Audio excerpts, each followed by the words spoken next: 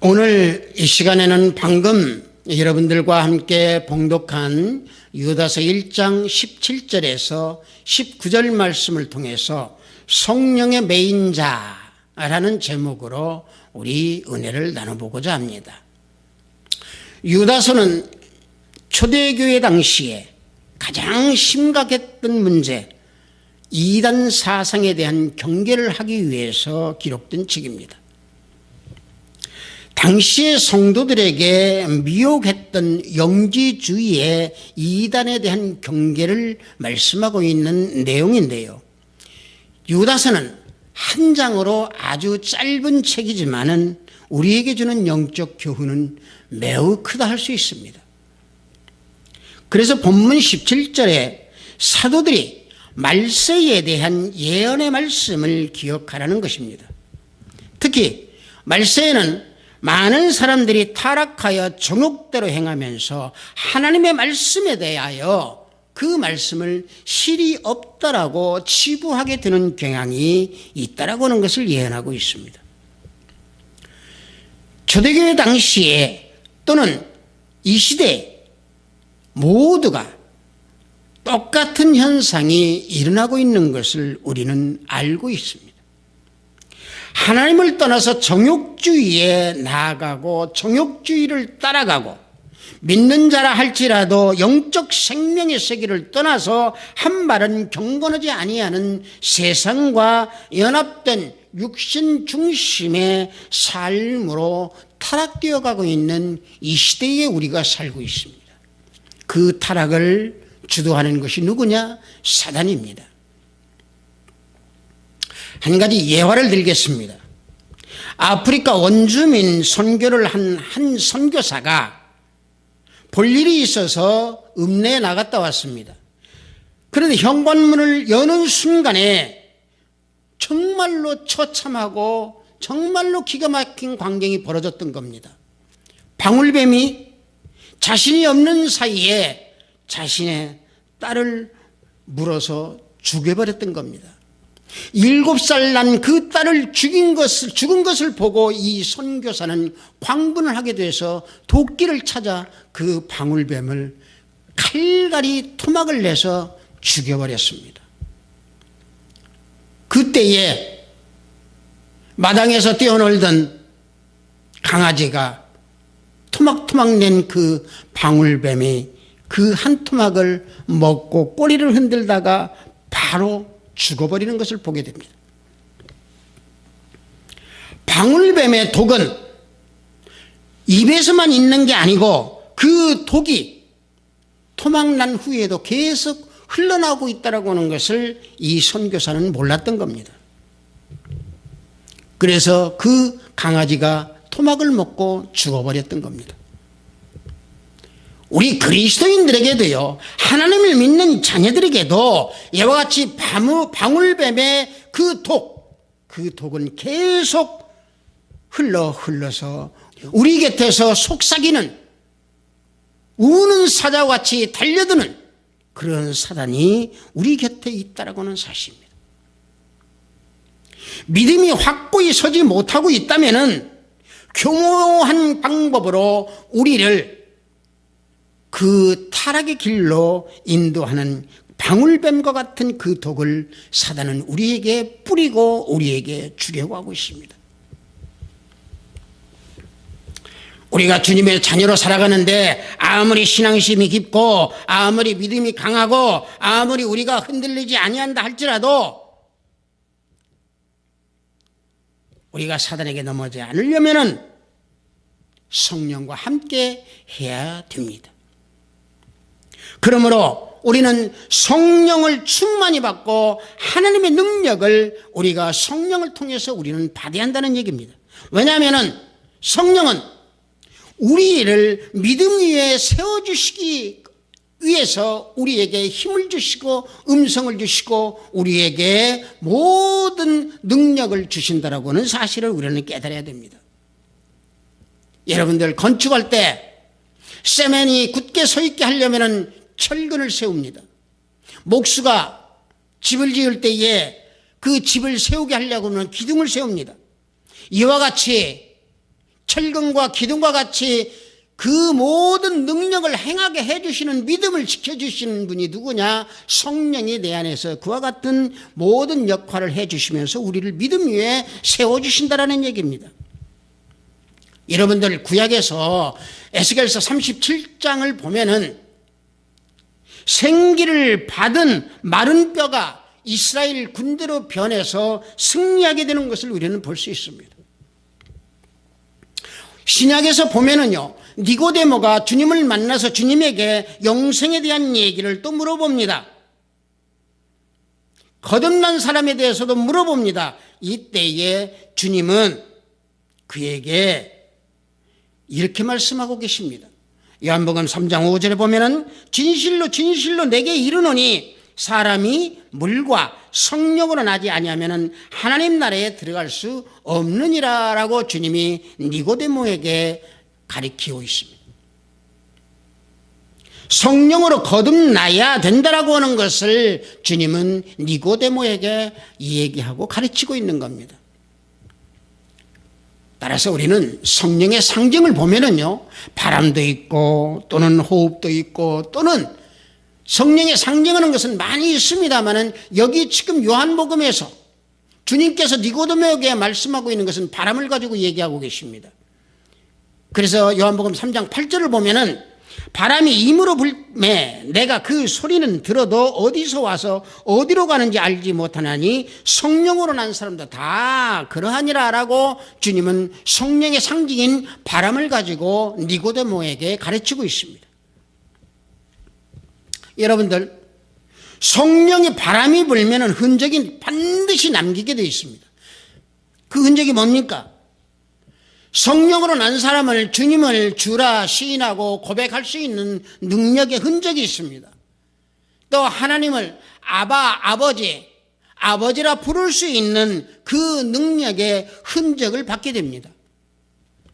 고린도전서 12장 3절을 보면은 그러므로 내가 너희에게 알리노니 하나님의 영으로 말하는 자는 누구든지 예수를 저주할 자라 하지 아니하고 또 성령으로 아니하고는 누구든지 예수를 주시라 할 수 없느니라라고 말씀하고 있습니다. 여기서 하나님의 영으로 말하는 자라고 그랬습니다. 하나님의 영이 성령입니다. 그래서 성령이 임한 사람은 그 흔적이 주님을 주라고 고백할 수 있다는 얘기입니다. 또 한 가지, 로마서 8장 15절을 보면은 너희는 다시 무서워하는 종의 영을 받지 아니하고 양자의 영을 받았으므로 우리가 아바 아버지라 부르짖느니라 라고 그랬습니다. 성령을 받았기에 우리는 아바 아버지라 부를 수 있다라는 얘기입니다.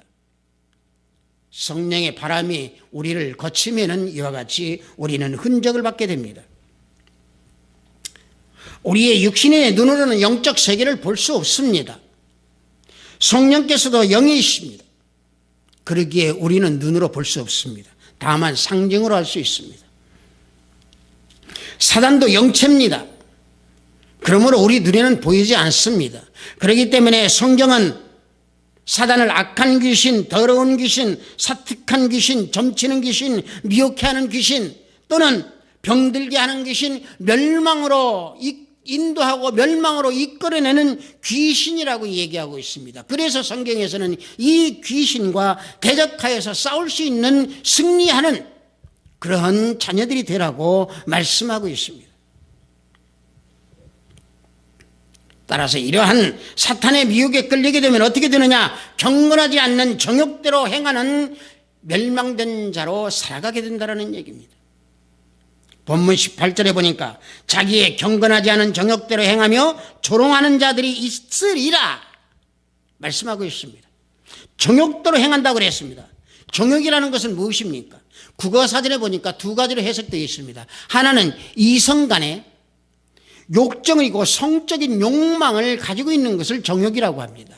또 한 가지는 어떻게 정의를 하고 있냐면요, 마음속에서 일어나는 여러 가지의 그 탐욕스러운 욕심을 가지고 정욕이라고 얘기하고 있습니다. 이와 같이 두 가지로 정의하고 있는데, 어쨌든지 이성에 대한 성적인 욕망이든 또는 내 안에 탐욕을 가지고 있는 욕심이든지 간에 정욕대로 행하는 것은 성령의 내주하심에도 성령이 계시지 아니하도록 소멸시켜버렸기 때문에 그렇다는 얘기입니다. 그래서 데살로니가전서 5장 19절에 보면은 성령을 소멸치 말라고 그랬습니다. 이 말씀은 신앙생활에서 성령의 감동은 아주 중요하기 때문에 믿음의 행위와 깨닫는 모든 것들은 성령으로 하지 아니하면 할 수가 없습니다. 성령께서 감동을 주시고 성령께서 말씀을 주시고 성령께서 음성을 주십니다. 그거에 순종해야 됩니다. 그러나 순종하지 아니하면 정욕대로 살아가게 되어 있습니다. 따라서 탐욕을 하게 되어 있습니다. 여러분들 감동을 받았다라고 해서 여러분들 감동이 다 성령께서 주시는 감동이 아닙니다. 중요한 것은 바로 그것입니다. 성령께서 인도하실 때 내 자신의 생각과 내 구별의 뜻 이거와 구별할 줄 알아야 됩니다. 성령께서 음성을 주시고 성령께서 감동을 주시는 것은 성경의 말씀에 맞지 않으면 성령 인도함이 아닙니다. 그래서 요한복음 16장 13절을 보면은 그러나 진리의 성령이 오시면은 그가 너희를 모든 진리 가운데로 인도하시리니 그가 스스로 말하지 않고 오직 들은 것을 말하며 장래 일을 너희에게 알리시리라.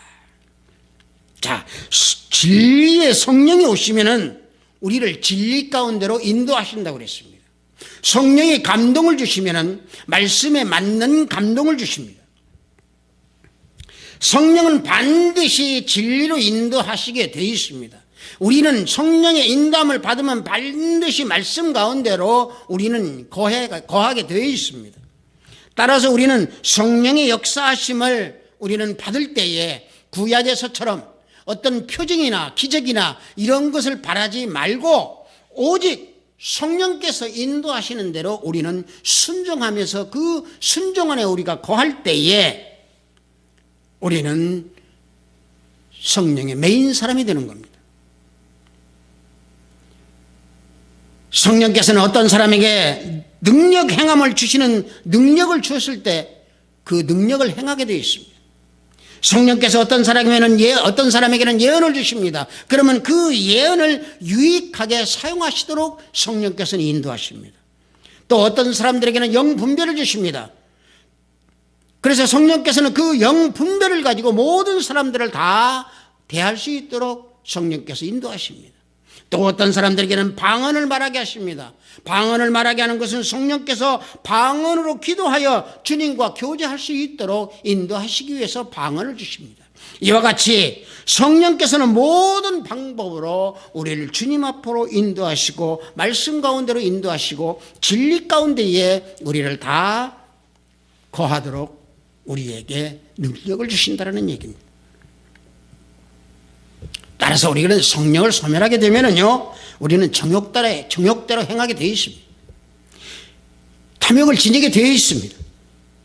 옛사람으로 돌아가게 되어 있습니다. 그래서 옛날에 하루에 3번씩 반성하라는 말이 있었습니다. 이 말은 인간이 교양과 수양을 위해서도 필요한 말이지만은 우리 믿는 사람들의 입장에서 놓고 볼 때는 자기 성찰을 하루에 3번씩 함으로 인해서 겸손함과 내 내적 깊은 가운데에 성령의 음성을 들을 수 있는 그런 시간을 가지라는 얘기입니다. 내 내면의 깊은 곳에서 성령의 역사를 통해서 우러나올 때에 내가 병들었다고 하면 그 병든 몸이 치유가 될 것이고, 나에게 은사를 주셨다고 하면 그 내 잠재력을 일깨워 주셔서 적극적인 사고방식으로 살아갈 수 있도록 성령께서 우리에게 능력을 주신다는 얘기입니다. 이와 같이 성령께서 우리에게 매여 있는 삶을 살아가는 모두에게 능력을 주시기에 우리는 그 능력을 가지고 내 힘으로 되지 않는, 내 능력으로 되지 않는 어떤 어려운 문제도 해결해서 은혜 가운데 거하고 형통하게 삶을 살도록 인도하신다는 얘기입니다.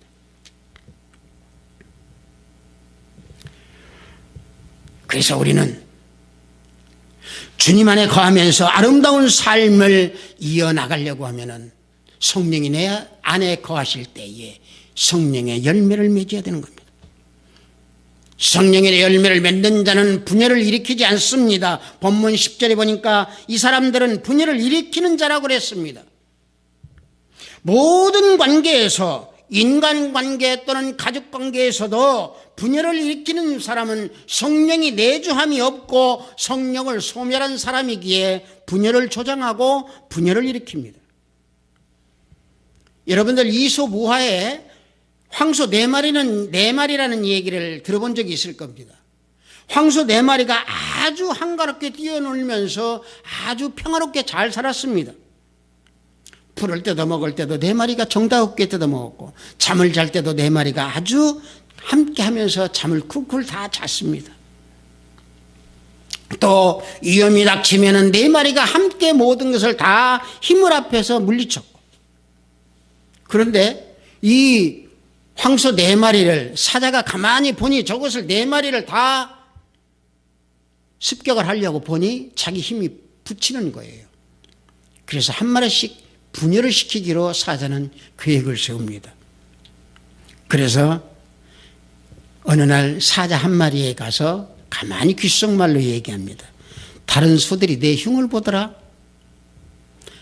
그리고 다른 사자까지도, 다른 황소까지도 다 그와 같이 귀에다 대고 다 속삭이고 다닙니다. 그러니까 황소 4마리가 서로 불신하게 됩니다. 그래서 각각이 다 놀게 됩니다. 이때에 사자는 한 마리씩 다 잡아서 먹어버립니다. 분열은 결과적으로 멸망을 가져옵니다. 성령이 매이지 않는 사람은 이와 같이 분열을 조장합니다.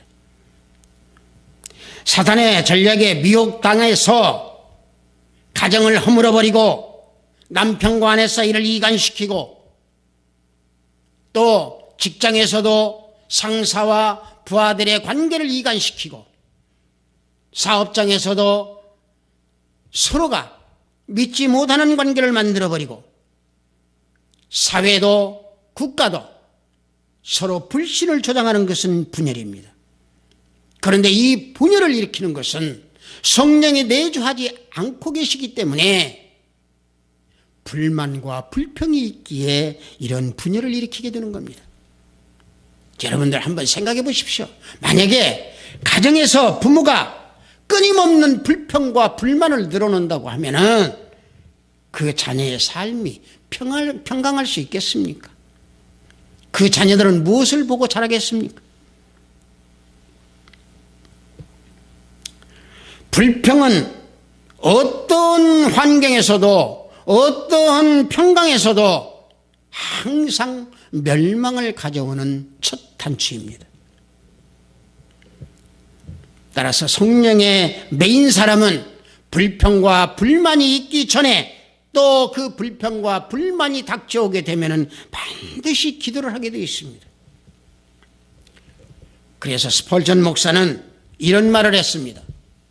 10년을 염려하는 것보다 10분을 기도하는 것이 더 좋다.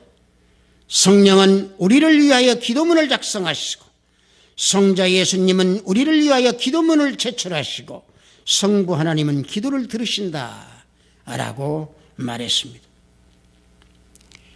우리 기도는 성령에 매이지 아니하면 기도할 수 없습니다. 기도라고 하는 그 자체는 세상에 속한 게 아니고 성령에 매여 있어야만이 그 기도가 진정한 하나님께 전달되는 기도가 될 수 있다는 얘기입니다. 성령과 동행하면서 성령께 매인 삶을 살 때에 경건하게 살 수 있고, 성실하게 살 수 있고, 성결하게 살 수 있으며 소망에 가득 찬 삶을 채워가면서 살 수 있는 하나님의 자녀가 된다는 얘기입니다. 그러므로 우리는 성령께서 우리를 위해 간구하고 계신다라고 하는 사실을 우리는 잊어서는 안 됩니다. 로마서 8장 26절을 보면은요, 이와 같이 성령도 우리를 연약함을 도우시나니 우리는 마땅히 기도할 바를 알지 못하나 오직 성령이 말할 수 없는 탄식으로 우리를 위하여 친히 간구하시느니라라고 말씀하고 있습니다. 여러분들, 우리 인간은 연약한 존재입니다. 여러분과 저는 연약합니다. 우리는 갈 길도 알지 못합니다. 앞날도 알지 못합니다. 행할 능력도 없습니다. 그러나 성령이 내 안에 내주하셔서 성령께서 우리를 위하여 대신 아버지께 간구하여 주시고 우리를 아버지께 나아가도록 아버지의 뜻대로 살아가도록 감동을 주시고 우리를 또 기도하게 하십니다. 여러분들, 성령께서는요, 우리 마음을 감찰하고 계십니다. 성령과 합력하여서 아버지의 뜻을 이루고자 하는 일을 성취하도록 우리에게 지혜와 진리를 주시면서 기도를 통해서 우리에게 모든 능력을 주신다는 얘기입니다. 우리는 기도할 때 하나님이 뜻대로 되기를 구하지 아니하고 우리 생각대로 욕정대로 욕심에 따라서 기도하는 경우가 종종 있습니다. 그런 육신의 기도를 하면은 불평, 불만이 내 안에서 자라나게 되어 있습니다. 그래서 내 욕심과 자기 중심을 벗어버리고 버려버리고 하나님을 위해서 하나님의 뜻대로 주님을 위해서 주님의 뜻대로 성령의 감동을 받아 우리는 간구하는 기도를 해야 된다는 얘기입니다.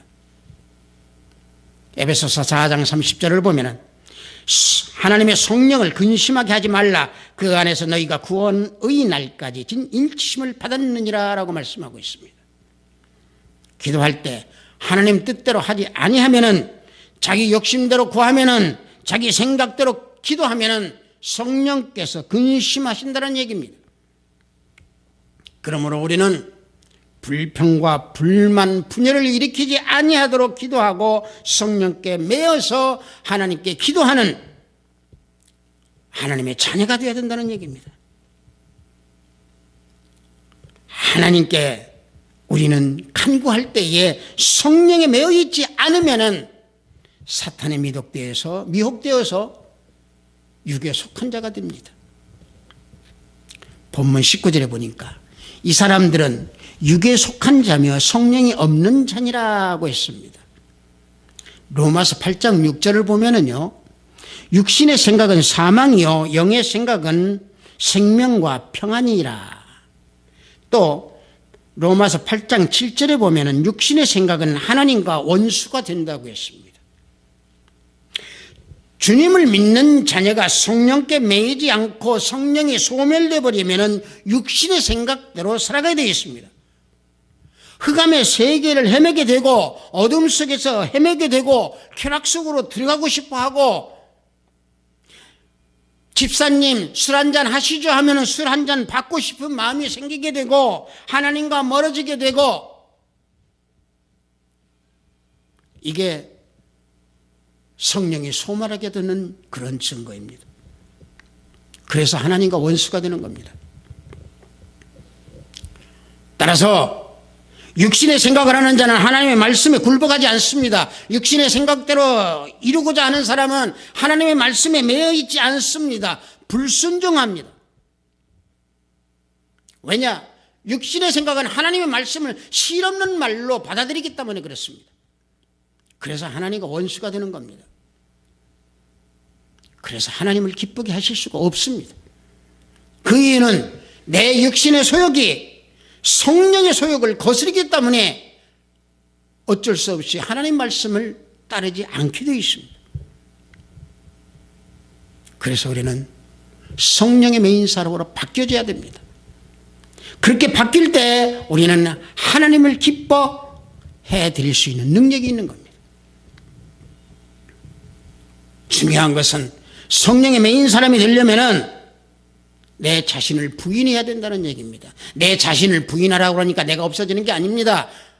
내 옛사람을 죽여 없애야 한다는 얘기입니다. 내 옛사람을 십자가에 못 박아서 내 중심의 삶이 예수 그리스도의 중심의 삶, 성령 중심의 삶으로 바꿔서 돌려놔야 된다는 얘기입니다.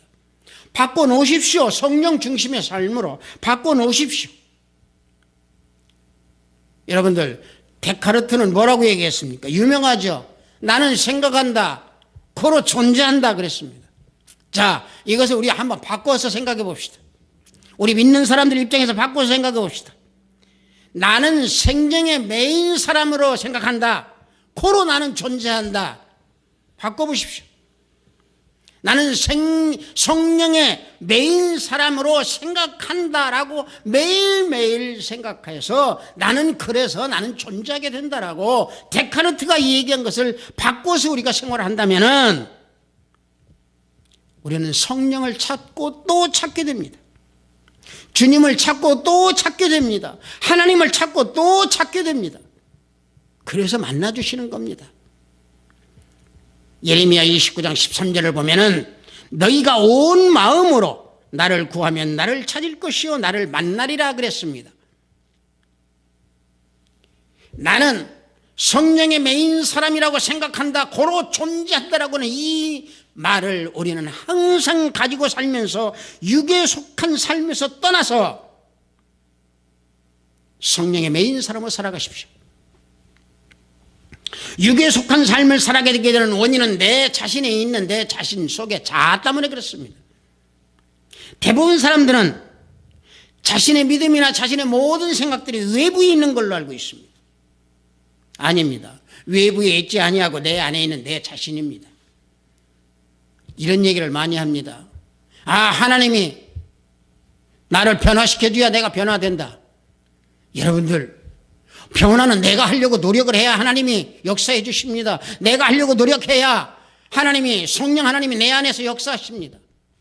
여러분들 감나무 밑에서 감 떨어지기만 바라면 감이 떨어집니까? 감을 따려고 노력을 할 때에 하나님께서 지혜를 주시는 것이고, 감을 따려고 노력을 할 때에 하나님께서 능력을 주셔서 우리는 감을 쟁취할 수 있고 감을 따서 먹을 수 있습니다. 다시 말하면 나를 망치는 것은 나의 게으름이요, 나의 생활 습성이요, 내 근본적으로 잃어버리는 나의 자신, 또 옹졸한 사고방식, 또 세상과 연합하려고 하는 생각, 이런 모든 것들이 나를 망친다는 얘기입니다. 이것이 어디에 있느냐? 내 자아 속에 다 묻혀 있다는 얘기입니다.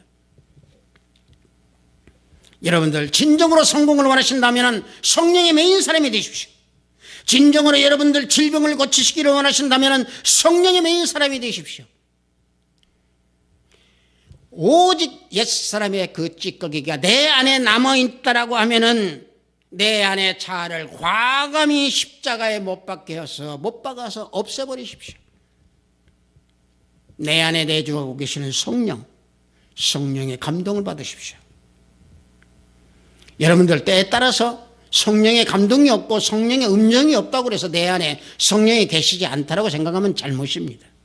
다만 성령에 매이지 못하고 성령의 감동을 받지 못한다라고 하는 것은 일시적으로 일어날 수 있습니다. 그러나 방금 제가 여러분들께 말씀드린 대로 항상 나는 성령의 메인 사람으로 생각한다, 고로 존재한다라고 하는 것을 생각할 때에 우리는 성령의 감동이 다시 임하게 되어 있습니다. 여러분들, 병원에서, 여러분들 가정에서 병마와 싸우고 가정에서 사단과 싸우고 계십니까? 성령의 메인 사람으로 바꿔보십시오. 치유가 되고 가정이 화평해집니다. 교회에서 시험 들어 보헤미안 성도와 같이 헤매고 있는 형제자매 여러분들, 성령의 메인 사람으로 바꿔보십시오. 목사님의 설교의 말씀이 꿀송이보다 더 달게 느껴집니다. 직장과 사업장에 어려움이 있다고 하면은 이 시간부터 여러분들 성령의 메인 사람으로 바꿔서 돌려놓으십시오. 변화가 일어납니다. 하비스트 사이버교회 형제자매 여러분들, 믿는 믿음의 근본을 성령께 두십시오. 그래서 성령의 메인 사람으로 바꾸면은 삶의 모든 것들이 형통하게 이루어지면서 놀라운 역사가 여러분께 임하게 될 것입니다. 우리 모두는 성령의 메인 사람으로 돼서 성령의 감동을 받는 우리 모든 형제 자매들이 되기를 주님의 이름으로 축복합니다. 잠시 기도합니다. 아버지 하나님, 감사합니다. 성령의 메인 사람이라고 하는 제목으로 우리 은혜를 나눴습니다. 아버지 하나님, 때에 따라 성령의 감동을 받지 못할 때도 있습니다. 그럴 때마다 아버지 하나님, 나는 성령의 메인 사람으로 존재하는 그런 생각을 갖는, 그래서 주님만을 바라보고 성령이 내 안에서 역사하는 그러한 우리의 형제 자매들이 되기를 간구하고 원하옵나이다. 아버지 하나님, 우리의 삶을 보살피시고 우리의 인생을 아버지 하나님께서 인도하여 주시는 줄 믿는 우리 모든 형제가 되기를 원합니다. 예수 그리스도의 이름으로 기도드렸사옵나이다. 아멘.